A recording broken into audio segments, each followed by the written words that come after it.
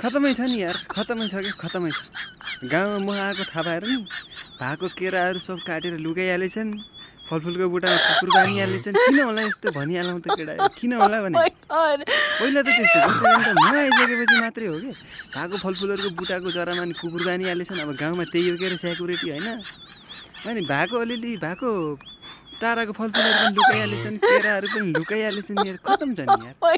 गाउँमा आएको केही मतलबै भएन, खतम छ। केही मतलबै भएन यार गाउँमा आएको यार केटा, बेकार भइगयो।